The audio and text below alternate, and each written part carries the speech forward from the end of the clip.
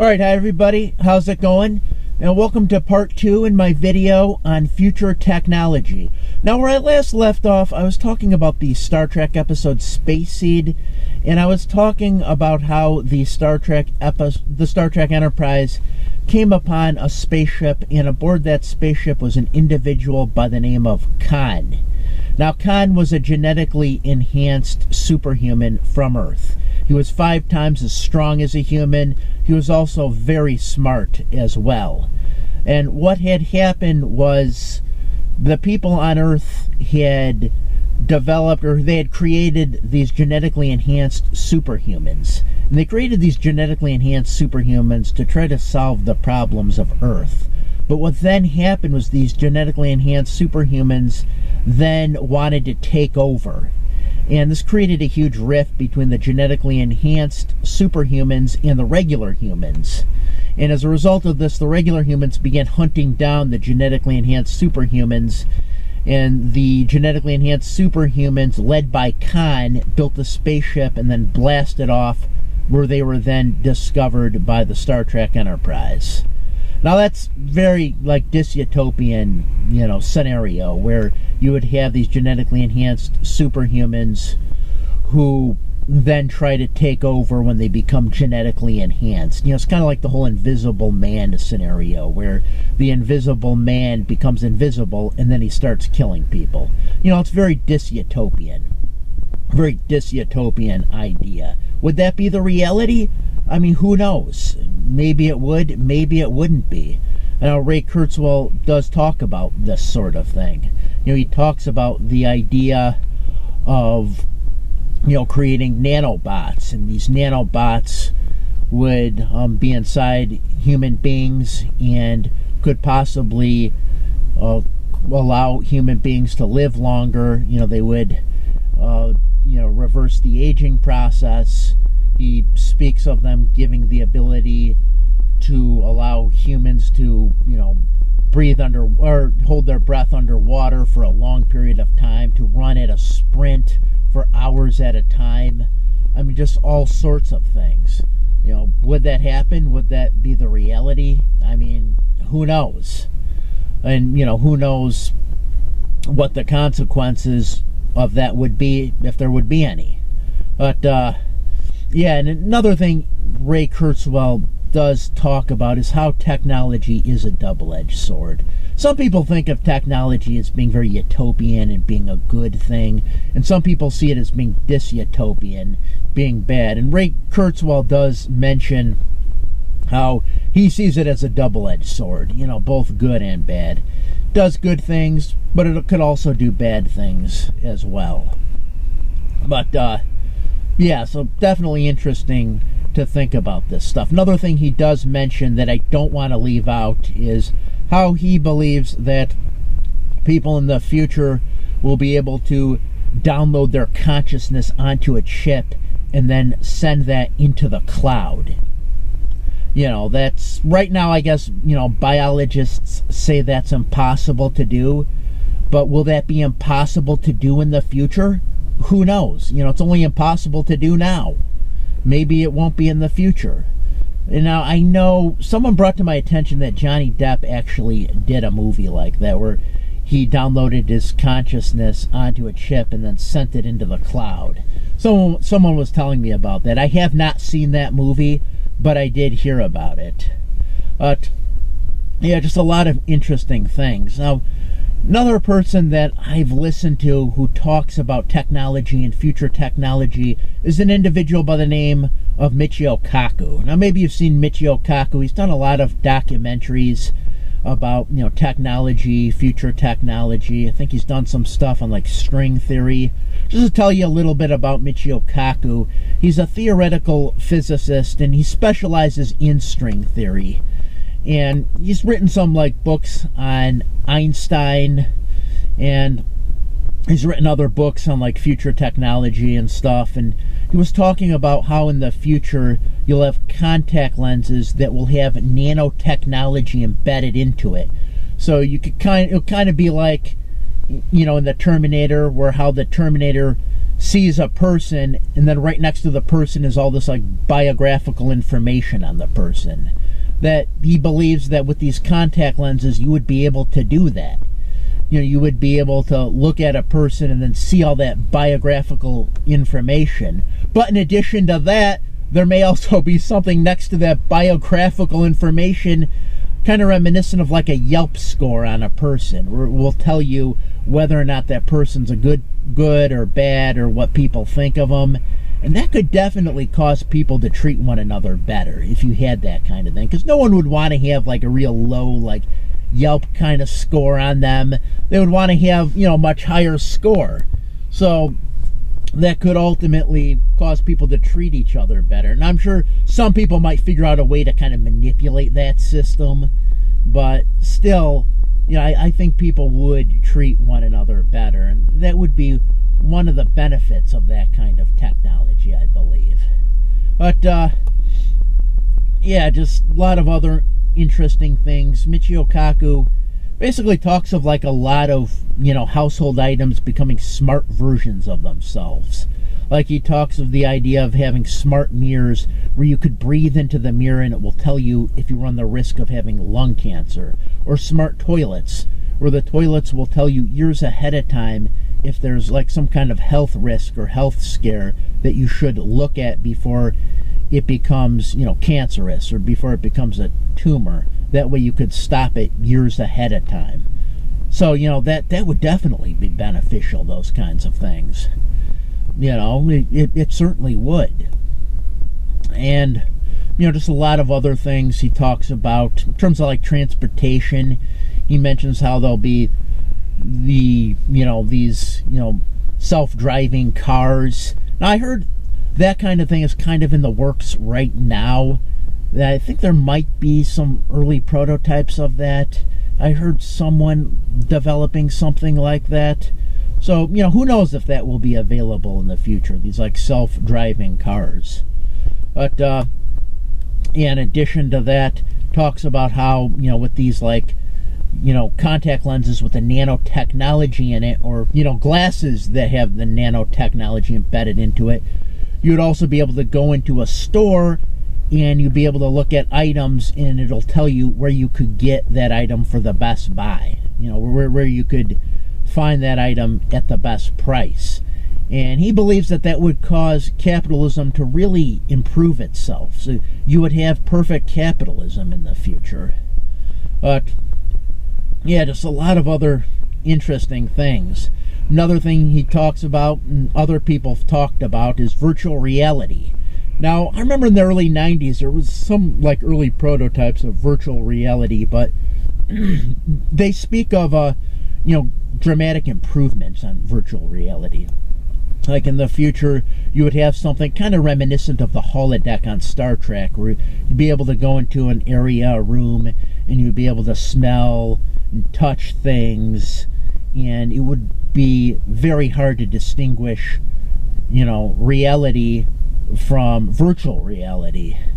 And then, who knows, maybe people would kind of like eventually get to the point where they would be sick of virtual reality and kind of long for, reality more. Who knows? Definitely interesting with all these different kinds of technological things. Another thing that they talk about are the manipulation of genetics. How in the future they may be able to turn off certain kinds of genes, turns off certain things, like if someone has asthma, they might be able to switch it off. And they also talk about how they might be able to switch off that gene that causes humans to store fat. Because in the past, if there was like a bad harvest, or if there was a bad hunt, people would be able to, build up fat stores. That way, if there was that bad harvest, or, a bad hunting season, their body would be able to dig into those fat stores and they could survive that way. But, they talk about the possibility of switching that off. Now, I don't know about that. I mean, that's one of those things. I don't know if people should tamper with that kind of thing or not. That's just, difficult to say, whether or not, people should really kind of tamper with that kind of thing. Now, another interesting thing that I've heard too, this kind of goes along with the virtual reality thing a little bit, is kind of like having like holographic images. So it'll be kind of like what you have in Minority Report, where people are moving around, different images with their hands, like what you see in that movie. Now, someone also brought to my attention the idea of there being holographic concerts. So, for example, you could go see, a now defunct band like the Jimi Hendrix Experience, and you would see these, computer-generated holographic images of the band on stage, and people would sell tickets for this.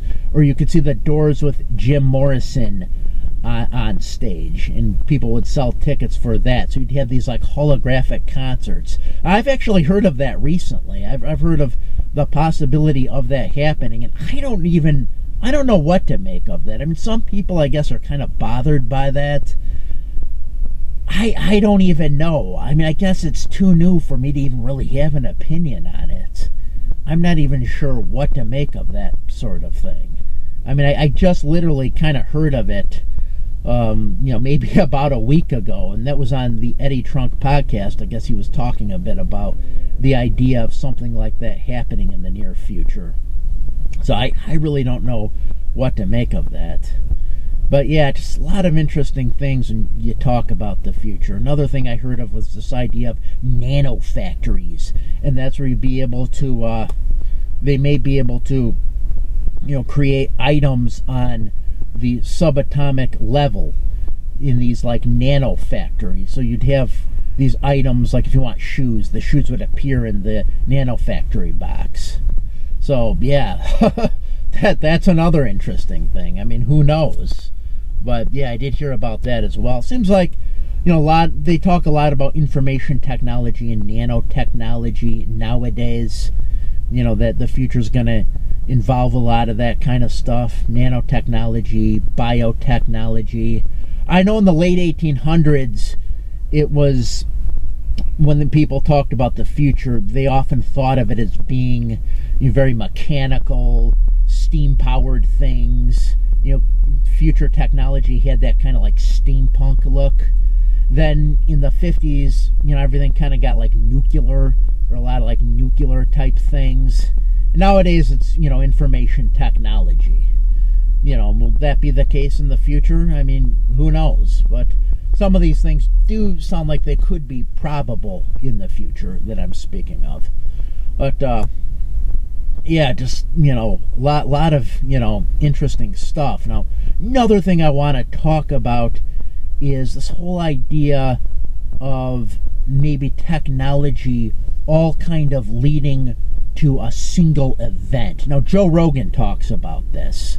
So I have to credit this idea to Joe Rogan, because he's talked about this, how he believes that technology is all leading to this single event that humanity is going to collectively experience.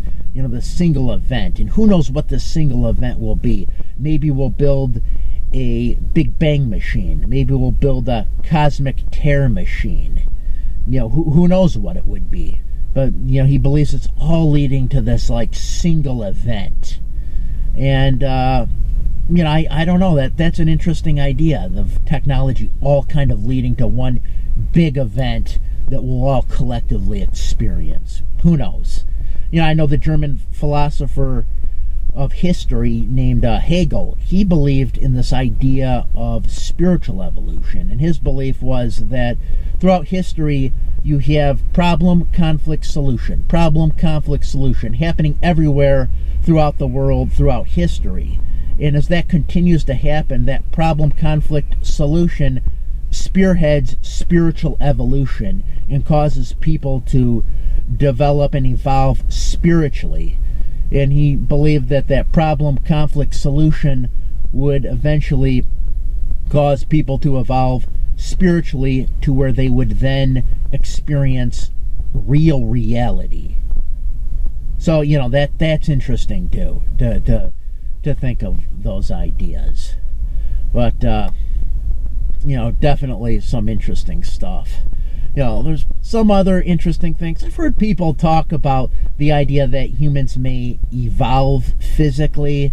I saw one thing that kind of looked like people were going to look like anime characters in the future. Their eyes would get bigger, their foreheads would get larger, almost looking like anime characters. I don't know about that.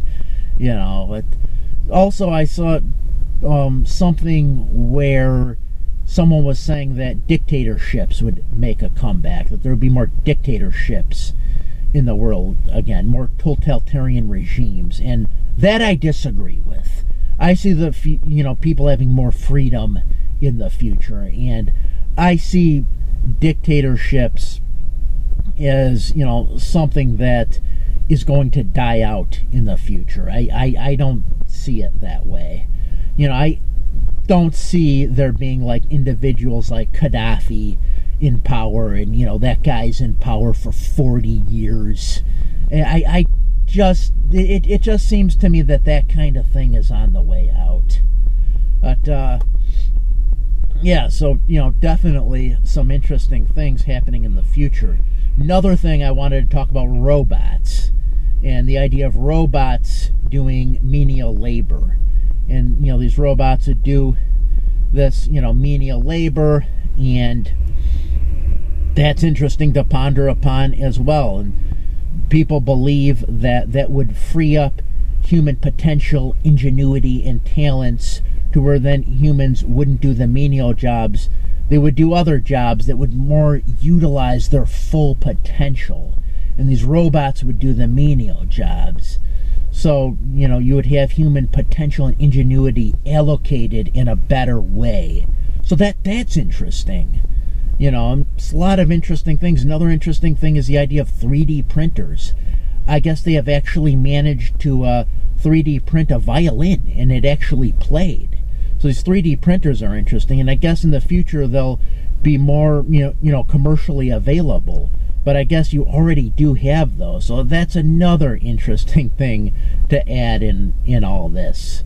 But yeah, just to say, another thing about like the singularity, Ray Kurzweil puts that at 2029. Some people believe that that's too early, that'll happen in the future, but there again, who knows? Some people believe that it'll be more complex, it'll like come in waves. That just saying that it's all going to happen at once in 2029 is just too simple. That's what some people believe. That it would be more complex than that.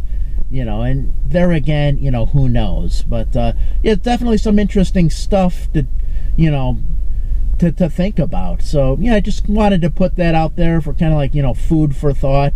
If you watch this video, I hope you enjoyed it. As always, I thank you for watching. Have a great day.